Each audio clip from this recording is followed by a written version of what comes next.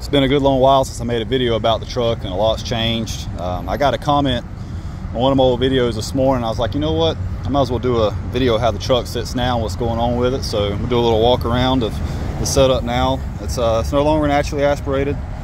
It's got a turbo on it. It's forced inductions, S476/96 with a T6 housing. I built the whole kit and everything myself, all TIG welded stainless. The headers are Speed Engineering, I believe it was. They're forward facing turbo headers. That's the setup there. Here's the crossover, running it down to a precision turbo gate.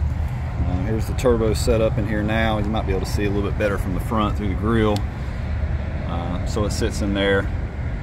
Have intercooler piping come out. It's a TREADSTONE intercooler, 3.5 inch inlet and outlet, 3.5 inch intercooler piping. Up here I had enough room to put the Wiggins clamps on it there and at the throttle body.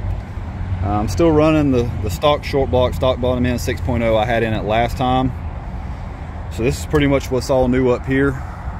The ECU on it is a Terminator XMAX. I bought the XMAX because I like to change my mind on what kind of transmission I like to run a lot. So it's got a, well, I've also changed the transmission, speaking of that. So now it has an AR5 out of a Colorado in it. So it's a stick shift now. I do plan to go to a Tremec T56, probably a Magnum. I've been looking at some options and gearing and stuff, and I haven't really figured out exactly what I want to do. But the build's probably got 400 miles on it now, 350, somewhere in there. I haven't really been keeping track. But so that's how everything's ran.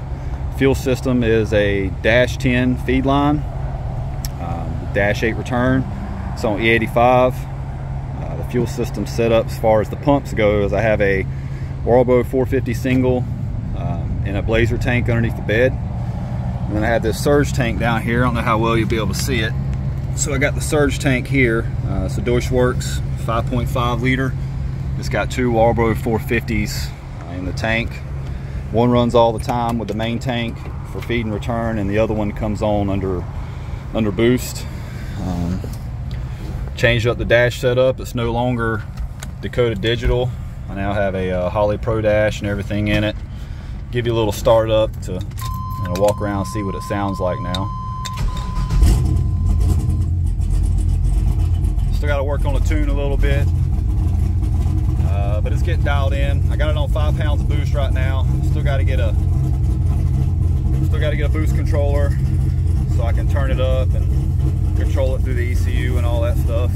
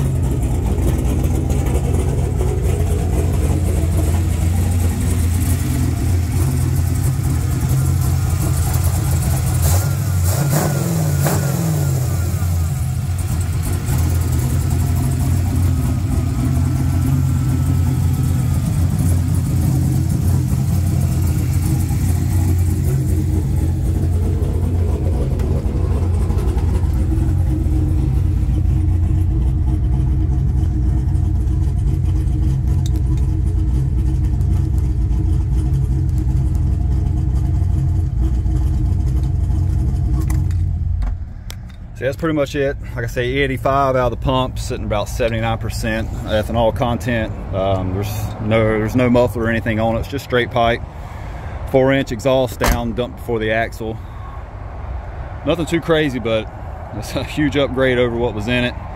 I guess I probably have, it took me 4 months to build this kit, and I don't even want to think about the money I put in. It's probably, with the ECU and all the stainless piping I got from Ace Race and flanges and hoses from Monkey Fab, I don't know, I probably put close to 9-10 grand in it since the last time you guys have seen it.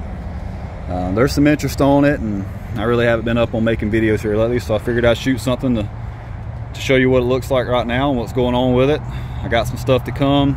Like I said, boost control, T56 Magnum, and then I'm gonna build this rear end in it, and we'll turn the boost up on it, see how much it makes and what it'll run. Thinking about, I was in sick week this year, 2024.